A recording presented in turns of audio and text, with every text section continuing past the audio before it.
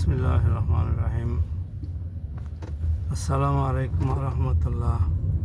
সম্মানিত দর্শক শ্রোতা ভাই এবং বোনেরা, আপনারা ইতিমধ্যে অবগত হয়েছেন যে বাংলাদেশের মাননীয় প্রধানমন্ত্রী তার সরকার গঠনের পরে সর্বপ্রথম মালয়েশিয়া সফরে গেলেন। সেখান থেকে উনি চীন সফরে যাবেন। এতে গোটা উপমহাদেশবাসী নতুন একটি চিন্তার খোরাক পেল।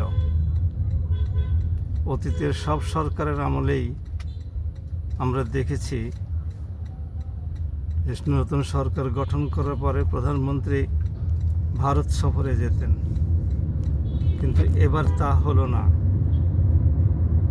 দু একজন উচ্চপদস্থ কর্মকর্তা বিএনপি সরকারের আমলে ভারত সফর করলেও প্রধানমন্ত্রী সর্বপ্রথম সফরে ভারতের বাইরে যাওয়ার কারণে ভারতের কিছুটা ক্ষোভ সৃষ্টি হতে পারে। ভারত আশা করে থাকতে পারে যে বাংলাদেশের নতুন সরকারের সাথে তাদের কাজ করার খুব ইচ্ছা। অন্তর্বর্তী সরকারের আমল থেকে ভারত বলে আসছিল সেই নতুন সরকার ভারত সফর করবে এবং নতুন যুগের সূচনা হবে ভারত বাংলাদেশ সম্পর্কের মধ্যে। তো সে আশা ভারতের পূরণ হলো না।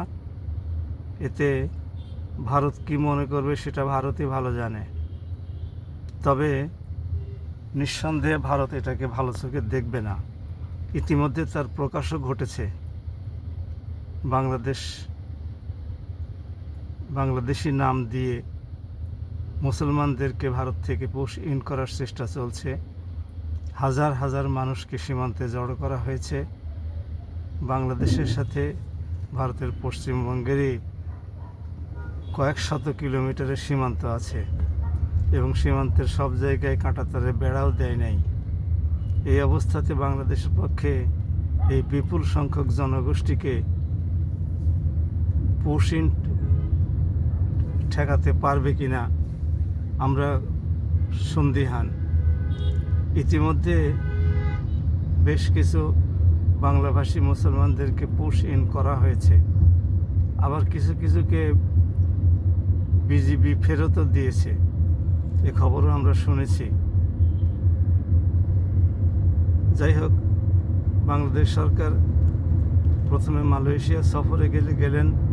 সেখানে সম্ভবত মালয়েশিয়ার জনশক্তি রপ্তানি, সেখানে অবস্থানরত কর্মচারী এবং কর্মকর্তাদের অবস্থা সম্পর্কে উনি খোঁজখবর নেবেন এবং অবস্থার উন্নয়নের জন্যে আরও নতুন শ্রমশক্তি মালয়েশিয়া রপ্তানি করা যায় কিনা এ সমস্ত বিষয়ে কথাবার্তা হবে।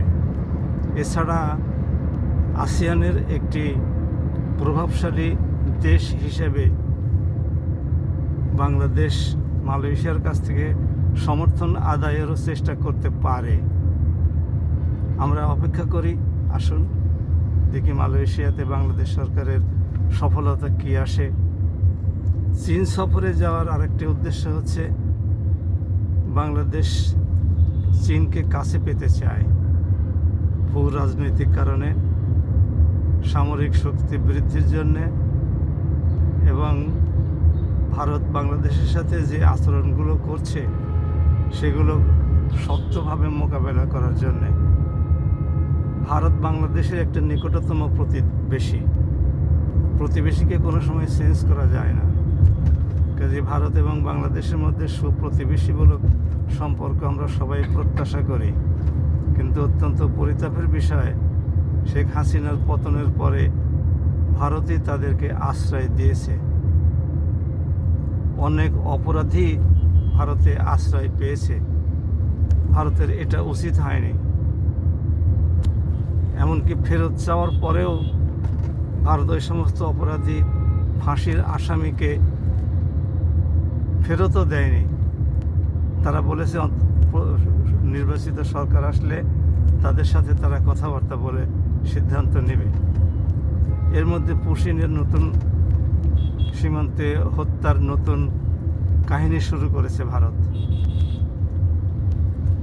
পদ্মা নদীর পানি বন্টন চুক্তি এই বছরই শেষ হয়ে যাবে। কাজে সেই চুক্তি নবায়নের বিষয়টিও আছে। এতে ভারত সহযোগিতা করবে বলে মনে হয় না। বাংলাদেশের সাথে চীনের কী চুক্তি হয় তার উপরে অনেকটা নির্ভর করবে যে ভারত তার সহযোগিতার হস্ত কতটুকু সম্প্রসারিত করবে কি করবে না। আমরা আশা করি মাননীয় প্রধানমন্ত্রীর চীন সফর এবং মালয়েশিয়া সফর দুইটাই সফল হবে এবং বাংলাদেশ চীনের কাছ থেকে যে সহযোগিতা পেতে চায়, কোনো রকমের দ্বিধা দ্বন্দ্ব ভয় ভীতি এই সমস্তগুলো উপেক্ষা করে চীন বাংলাদেশকে দিবে, বাংলাদেশও চীনের কাছ থেকে সেগুলো নেবে। যদি তিস্তা প্রকল্প বাস্তবায়নের জন্য চীন আগ্রহ প্রকাশ করে আছে, যদি সত্যি সত্যি এবার তিস্তা চুক্তি সম্পন্ন হয়, তাহলে বাংলাদেশকে অবশ্যই সাহসিকতার সাথে তিস্তা চুক্তি সম্পন্ন করতে হবে। লালমনিরহাট বিমানবন্দর চীন নির্মাণ করে দিতে চায়, আধুনিকায়ন করে দিতে চায়। যদি চীনের প্রস্তাব বাংলাদেশের পক্ষে মেনে নেওয়া সম্ভব হয়, অসম্ভবের কিছু নাই।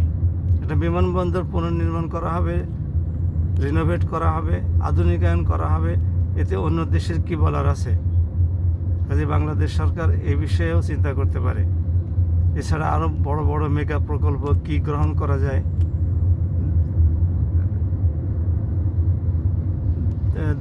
দ্বিতীয় পদ্মা সেতু, যেটা আরিচা হয়ে একটা দৌলত দিয়ে যাবে আর একটা নগরবাড়ির পাটুরিয়াতে যাবে, এটাও